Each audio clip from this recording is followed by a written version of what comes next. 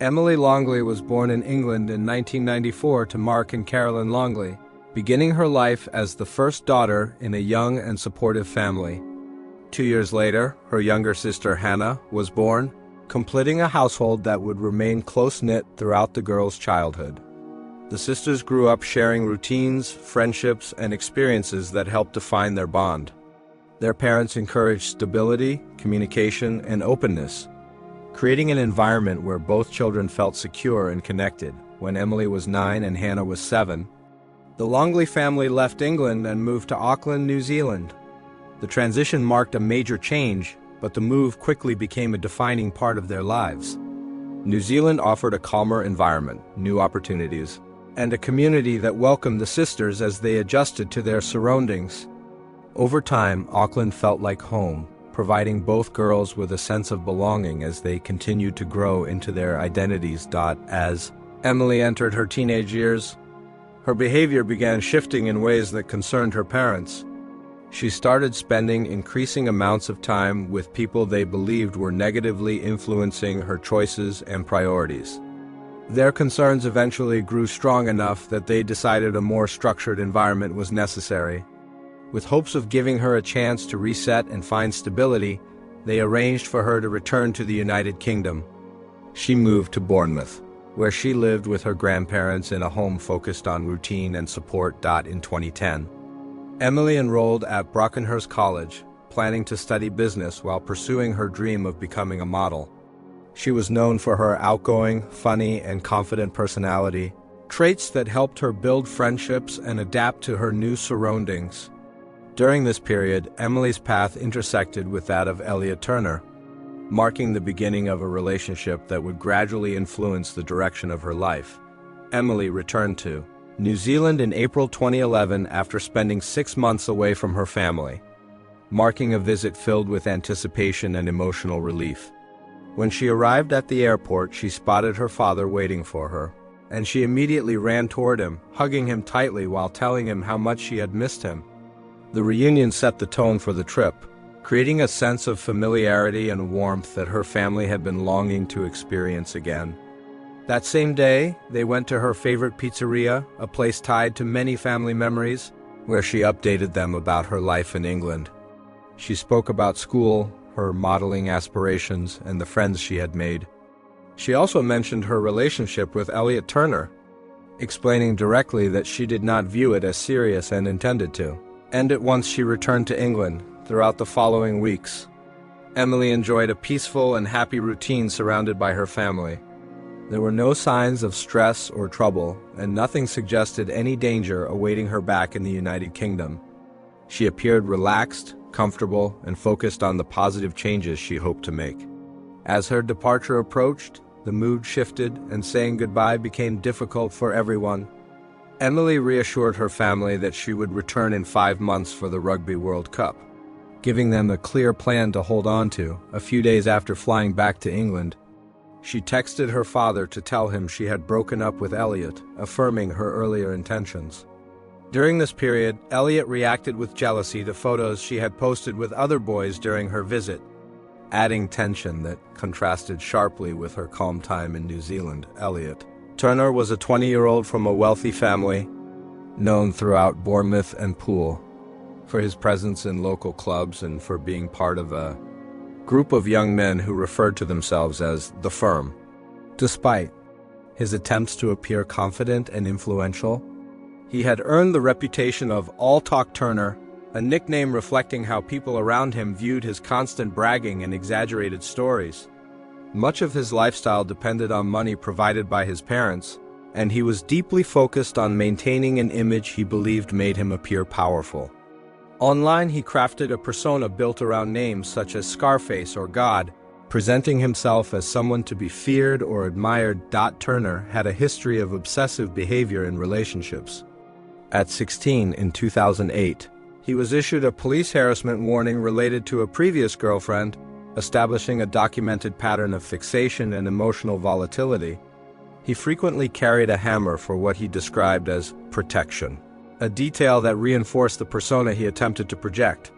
Friends and acquaintances described him as someone determined to appear like a gangster, Even though much of his behavior was rooted in insecurity and performance, Elliot met Emily Longley in December 2010. At first, their relationship carried the excitement and intensity common to many young couples. But it quickly shifted into controlling and aggressive behavior on his part. Arguments between them escalated easily, and Emily became increasingly unsettled by the tone he took. In a note she once wrote to him, she referenced threats he had made to kill her, as well as aggression and intimidation that had become a regular part of their interactions. These concerns reflected the instability building inside the relationship. Over time, Emily made the decision to leave him because of his behavior. Elliot's reaction to rejection was characteristically intense, and he struggled to accept her attempts to distance herself, creating the tension that would shape the final stage of their relationship. On the night of May 6, 2011, Emily Longley went out with friends, captured by surveillance cameras arriving at a local nightclub. The evening began as a social outing, but events quickly shifted when Elliot Turner discovered messages on her Facebook account that suggested she had been seeing another man.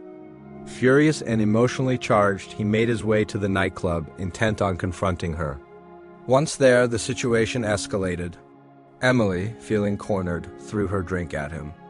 Elliot responded aggressively, verbally threatening her and criticizing her clothing, which he considered too revealing. Friends later reported hearing him declare that he would kill her, go to prison, and still be a millionaire, indicating a willingness to act on violent impulses without fear of long-term consequences.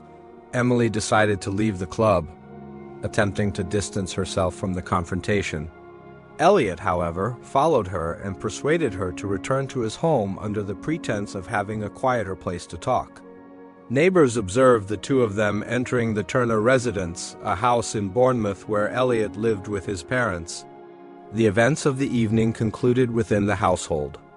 Though no one outside the home witnessed the interaction itself, the following morning, around 9 a.m., Elliot's mother, Anita Turner, contacted emergency services, reporting that Emily was unresponsive. Following the operator's guidance, she attempted first aid and other measures, but paramedics arriving at the scene could only confirm that Emily Longley had died. Observers later noted that Anita's tone during the call appeared unusually calm, not matching the severity of the situation. Though no conclusions were drawn at that time, thousands of miles away in New Zealand, Emily's father, Mark Longley, learned of her death through a series of missed calls and a voicemail from his younger daughter, Hannah, with Carolyn, Emily's mother, audible in the background screaming that Emily was dead. The news came suddenly, shocking the family and initiating a period of immediate grief and disbelief. These events, captured through surveillance, witness accounts, and emergency response, provide the factual context for the final hours leading directly to Emily's death. Following Emily Longley's death, police began a formal investigation into the circumstances surrounding her passing. Initially, authorities informed the family that Emily might have died in her sleep, a suggestion that did not align with the observations of her parents. Mark and Carolyn Longley questioned the explanation, noting that Emily was young, healthy, and full of energy. Investigators began reviewing the evidence from the previous night, including surveillance footage, witness statements, and details from her interactions with Elliot Turner.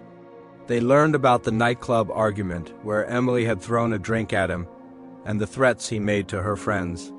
Investigators also discovered a post on Emily's Facebook page from May 5th, in which she wrote about having a stalker who repeatedly called her, stating, "You don't know me, but I know everything about you." The autopsy did not provide a definitive cause of death, but indicated injuries consistent with strangulation. Medical experts noted that the findings matched those expected if pressure had been applied to her neck, raising concerns for investigators about potential foul play. Due to suspicions surrounding the Turner household, police installed listening devices inside the home to gather further evidence. The recordings revealed Elliot coaching his mother on what to say to police, as well as his father, Lee Turner, expressing concern while ultimately going along with the plan. Most significantly, the recordings captured Elliot admitting that he caused Emily's death, detailing his anger and frustration toward her in explicit terms.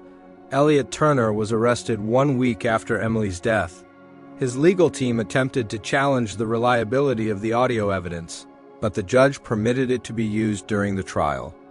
The prosecution began examining the pattern of threats, the circumstances of the nightclub confrontation, Emily's social media posts, and the autopsy findings to build a factual account of events. Elliot's behavior, combined with the actions of his parents in attempting to influence statements and hide evidence, formed the central focus of the case. This phase of the investigation provided the foundation for the legal proceedings that would follow, establishing a timeline and a factual record of Elliot Turner's involvement in Emily Longley's death and his parents' role in obstructing the investigation. The trial of Elliot Turner began in May 2012, focusing on the events of May 6, 2011, and the evidence collected during the investigation. Turner claimed he acted in self-defense, describing a confrontation in his bedroom with Emily Longley that escalated unexpectedly. He admitted to grabbing her by the neck with his right hand, stating that he intended to stop her from going nuts during the argument. Turner insisted he did not strangle her intentionally and believed she had fallen asleep afterward. He expressed disgust with himself, claiming in testimony that he had written a note to his mother, indicating he planned to leave for Spain after the incident. Observers noted that his passport and packed bags were found in his room. Supporting the claim that he had considered leaving the country, investigators also presented evidence obtained from the Turner family computers. Searches included phrases such as death by strangulation and how to avoid punishment for a crime, reflecting preoccupation with criminal outcomes and consequences. Testimony highlighted jealousy as a central motive for Elliot's actions.